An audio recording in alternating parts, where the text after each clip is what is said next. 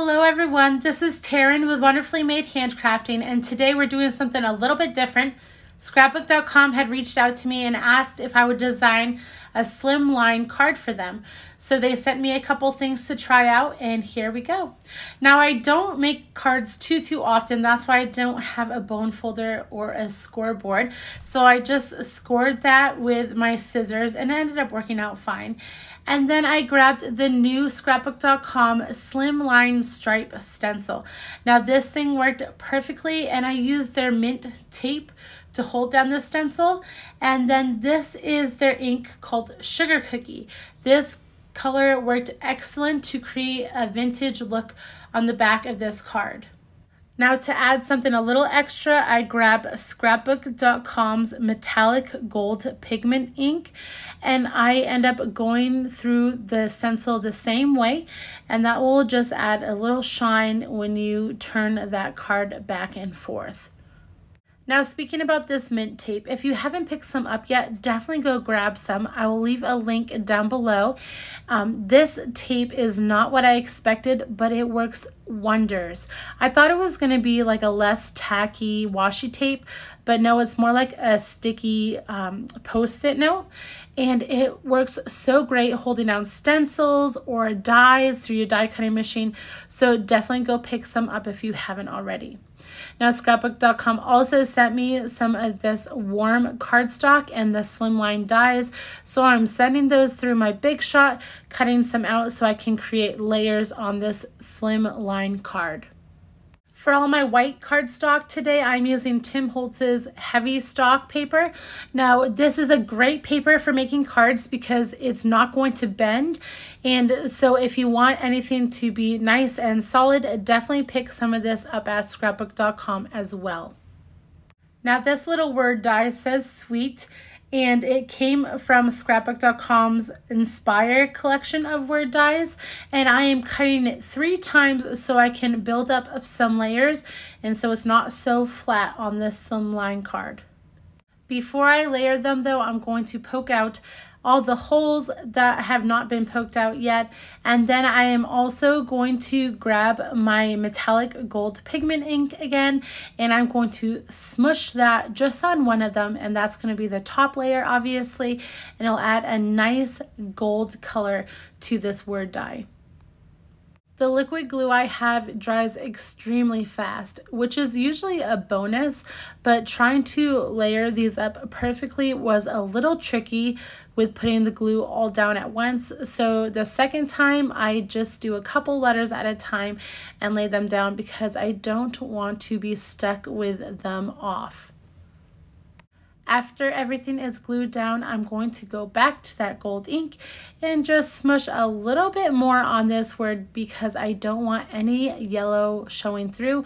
I want it to look like pure gold on this word. I'll put this word to the side so it can dry, and then I'm going to grab that white piece of paper that I had cut out with my Big Shot, and I'm using the Sugar Cookie ink again to add some distressing to the outer corners of this, and then I'm actually going to go over with a really light hand over this white paper because I don't want it to look as stark. And then I'm going to do the same thing to the back side of this paper because I want it to look like it's old paper, and so I don't want all those white lines showing up as bright against this slimline card. Since I distressed both outer corners of the white cardstock, I decide I'm going to do the same with this pink one, although it didn't really show up too well, but it does add some shading. I'm going to glue everything down, and I'm going to end up grabbing my Scrapbook.com foam tape. I love this foam tape, it works wonderfully, and I usually grab the wider ones because you can cut it down to whatever size you need, and then you're getting a better deal. Now I did do this off camera because I knew it was going to take forever, but I used Tim Holtz Bloom Thinlets and the Warms cardstock, and I created a bunch of different florals for this card. Now before I glue down these florals, I grabbed the Wordfetti documented stamp set, and I'm deciding to grab Home Sweet Home, which is why I put sweet up there. This stamp reminds me of my mom. She used to always burn Yankee Candle's Home Sweet Home scent. And so this just reminds me of home growing up, and so I ended up grabbing that and stamping it in VersaFine black ink and then embossing it with Ranger's clear embossing powder. I'll cut it out with some paper snips, and then here I am going to use the same thing I was just talking about.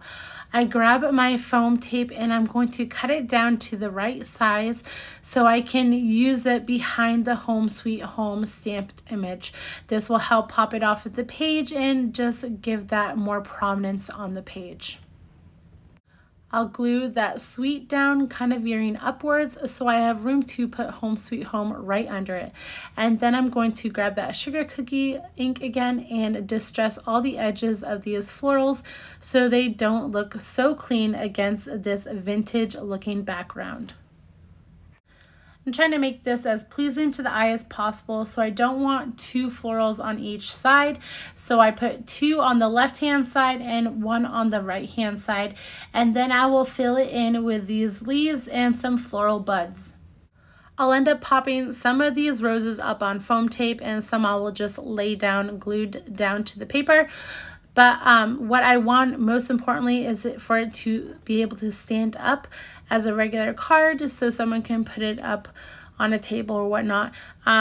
So I will have to move some of these florals on the bottom and I will have to kind of scoot them up, but I don't mind if any pop up over the top because that's okay with me. I like having things kind of go out of lines. So you can't really see from the recording, but the yellow buds up at the top do kind of go over the line, and then I will just end up moving everything from the bottom up a little bit so that it can stand up and be a displayed piece. I find you get the best placement if you just slightly lift up the greenery and just kind of smush some glue under it, and that way you don't have to move all those leaves in different places, and the only thing you really have to move is the bigger roses. And that is basically it. If you've enjoyed this video, please like and subscribe to my channel and go ahead and follow me over on Instagram at Wonderfully Made Handcrafting. You can also see the affiliate link for scrapbook.com. I'll tag everything I used down below, and I hope you have a wonderful day, guys. Bye.